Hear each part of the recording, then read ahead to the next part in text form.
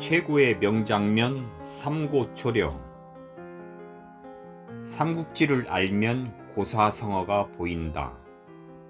우리는 살면서 고사성어를 자주 접합니다. 고사성어란 말 그대로 옛날에 벌어진 일, 특히 중국에서 있었던 일을 토대로 만들어진 말이 오랫동안 널리 쓰이면서 관용어로 굳어진 것입니다.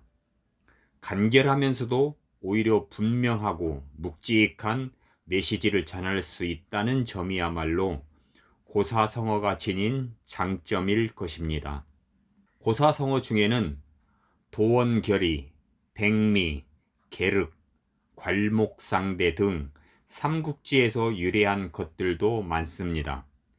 그 중에서도 유난히 사람들의 입에 자주 오르내리는 고사성어가 삼고초려인 것 같습니다. 예의와 정성을 다해 인재를 맞아들인다는 뜻을 가진 이 고사성어에는 1800여 년이 지난 지금도 읽는 이로 하여금 절로 입에 흐뭇한 미소를 머금게 하는 감동적인 사연이 담겨 있습니다. 좌충우돌 유비의 순환사. 삼국지 최후의 생존자인 유비, 조조, 손권 중 가장 고생을 많이 한 사람은 단연 유비일 겁니다. 조조는 든든한 집안 배경 덕분에 20살에 관직에 올랐고 간신 동탁을 토벌하는 반동탁 연합군을 결성해 중심에서 활약했으며 이후 다른 제후들과의 대결에서 연전연승하며 50대 초반에는 대륙의 최강자로 우뚝 서게 됩니다. 손권은 9살의 아버지를 18살의 형을 여의긴 했지만 선대의 실력 있는 장수와 모사들이 어린 그를 계속 보좌했습니다. 또 물려받은 오나라는 땅이 기름지고 물자가 풍부했기에 이를 바탕으로 착실히 국력을 키운 손권은 불과 20대 후반에 아버지 뻘 되는 두 영웅과 어깨를 나란히 하기에 이르렀습니다. 반면 유비의 삶은 고난의 연속이었습니다. 일찍이 아버지를 잃은 유비는 홀어머니와 함께 돗자리나 신발을 만들어 팔아 근근히 생계를 이어갔습니다. 20대 초반에는 의병을 일으켜 황건적 토벌에 참가해 공을 세웠지만 관군이 아니라는 이유로 인정받지 못했습니다. 20대 후반에는 반동탁 연합군에 참여했으나 연합군이 성과 없이 해산하면서 한때 동문수학했던 공손찬을 찾아가 객장 노릇을 했습니다. 그런 유비도 33살 무렵 잠시 볕들 날이 찾아옵니다. 조조에게 침공당한 서주 태수 도겸이 사방에 구원을 요청했지만 유비만이 군사를 이끌고 도우러 왔고 이에 도겸은 유비에게 서주를 물려주고 세상을 떠납니다. 허나 좋은 날은 오래 가지 않았습니다. 여포가 조조에게 패해 갈 곳이 없다며 찾아온 것입니다. 유비는 호의를 베풀어 성 하나를 내주었지만 배신의 명수 여포는 유비가 전쟁하러 나간 틈을 타 서주를 차지해 버립니다. 그 뒤로도 유비는 10년 넘게 조조, 원소, 유표 등에게 번갈아 몸을 의탁하며 떠돌이로 세월을 보냈습니다. 3번을 두드린 끝에 열린 마음의 문. 어느덧 40대 중반의 나이가 된 유비는 문득 자신을 돌아보았습니다. 천하의 절반을 손에 넣은 라이벌 조조에 비하면 변변한 근거지 하나 마련 못하고 이곳저곳을 전전하는 자신이 너무도 한심하게 느껴졌습니다. 유비에겐 천하무적의 맹장 관우, 장비, 조운이 있었지만 정작 이들이 전쟁터에서 제 실력을 마음껏 발휘할 작전을 세우고 나아가 국가 경영의 큰 틀을 짤 전략가의 부재가 뼈아팠습니다. 끝이 보이지 않는 캄캄한 동굴 같은 내 삶에 한 줄기 빛이 되어줄 인물은 정녕 없는 걸까?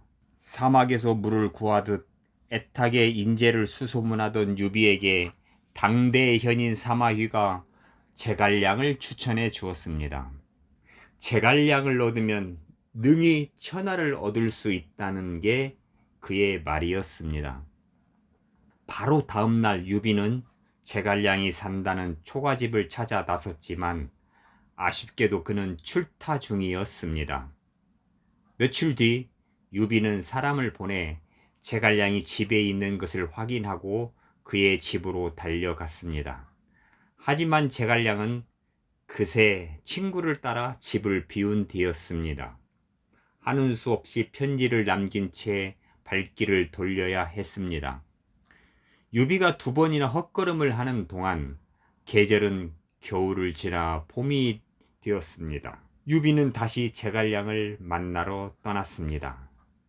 물론 목숨처럼 아끼는 관우, 장비와 함께였습니다. 다행히 이날은 제갈량이 집에 있었습니다. 침상에서 쿨쿨 낮잠을 자면서 말입니다. 유비는 2 손을 공손히 모은 채 서서 제갈량이 잠에서 깨기를 기다렸습니다.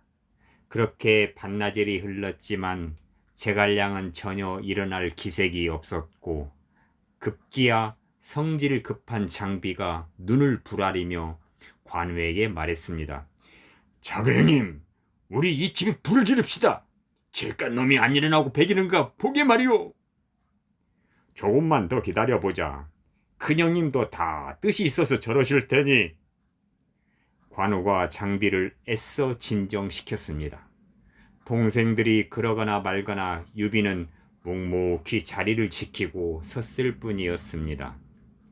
그로부터 2시간이 더 지난 뒤에야 잠에서 깬 제갈량은 유비를 발견하고는 황급히 옷을 갈아입고 나와 맞으며 예를 갖추었습니다. 유장군께서 여러 번 저를 보러 오셨는데도 찾아뵙지 않다가 오늘 이렇게 다시 오시게 했으니 참으로 송구합니다. 선생께서 천하를 경영할 큰 재주를 갖고 계신다 들었습니다. 부디 어리석은 저를 도와주십시오. 그렇게 시작된 대화에서 유비는 허수아비나 다름없는 황제를 앞세워 권력을 휘두르는 조조를 무찌르고 한 나라를 부흥시켜 백성들을 전쟁의 도가니에서 건져내고 싶은 자신의 꿈을 이야기했습니다. 오랫동안 전란에 시달리며 고통받는 백성들을 생각해서라도 부디 지혜를 빌려달라고 눈물로 호소했습니다. 이문열 평역 삼국지에서는 이때 유비의 심정을 불일 사람을 찾는 주군의 정성이라기보다는 스승을 구하듯 하는 간절함이었다고 적고 있습니다. 그 진심은 제갈량의 마음에도 전해져 그는 유비를 따르기로 결심합니다. 유비에게 있어 불세출의 지략과 제갈량의 가세는 호랑이가 날개를 단 것이나 마찬가지였습니다. 제갈량의 맹활약에 힘입어 유비는 불과 7년 만에 형주와 익주를 제패하며 단숨에 삼국의 한 축으로 발돋움했습니다. 유비가 3번이나 초가집을 찾은 끝에 제갈량을 얻은 이 일을 가리켜 후세 사람들은 삼고초려라고 부릅니다. 몸은 제갈량이지만 마음은 평생 유비로 살았다. 개인적으로는 이 삼고초려를 삼국지 최고의 명장면이라고 생각합니다. 물론 삼국지에는 삼고초려 말고도 인재를 얻고자 자신을 낮추고 공을 들인 영웅들의 이야기가 많습니다. 하지만 단순히 절친이나 주종 관계를 넘어 평생토록 서로 감사와 신뢰를 주고받으며 지낸 사례는 생각만큼 많지 않습니다. 그런 점에서 유비와 제갈량의 관계는 참으로 특별했습니다. 20살 위였지만 유비는 내세울 것 없는 자신을 믿고 따라와 준 제갈량을 스승처럼 모셨고, 제갈량은 제갈량대로 이름 없는 시골 선비였던 자신을 3번이나 찾아준 유비를 향해 평생 고마운 마음을 간직했습니다. 그 마음은 제갈량이 쓴 출사표에 잘 나타나 있습니다. 선제께서는 황공하옵게도 무려 3번이나 몸을 낮추어 몸소 저희 집을 찾아오셔서 당세의 일을 자문하시니 신은 이에 감격하여 선제를 위해 몸을 아끼지 않으리라 결심하고 그 뜻을 받들었사옵니다. 삼고초려가 우리에게 더 큰 울림을 선사하는 이유가 하나 더 있습니다. 유비가 죽은 뒤 제갈량은 몸은 제갈량이었지만 남은 생애를 유비의 마음으로 살았다는 것입니다. 유비는 죽으면서 제갈량에게 아들 유선을 잘 보필해 달라는 유언을 남겼습니다. 유선은 삼국지 전체를 통틀어 가장 아둔한 군주였지만 제갈량은 그 유언을 잊지 않고 성심껏 유선을 보좌했습니다. 심지어 나라를 다스리려면 꼭 익혀야 할 고전들을 손수 필사해서 유선에게 보내 글 공부를 독려한 모습에서는 마치 자식을 바르게 키우려는 아버지 같은 면모마저 엿보입니다. 제갈량은 유비의 염원이었던 한나라 부흥을 이루고자 5차례나 위나라로 진격하는 북벌을 단행하기도 했습니다. 물론 위나라와 총나라 간의 군사력과 경제력의 차이가 워낙 컸던 터라 북벌은 실패로 끝났지만 이 또한 제갈량이 오롯이 유비의 뜻을 가슴에 담고 살았음을 짐작해 하는 대목입니다. 아프리카에는 빨리 가려면 혼자 가고 멀리 가려면 함께 가라는 속담이 있다고 합니다. 흔히 인생을 여행에 비유합니다.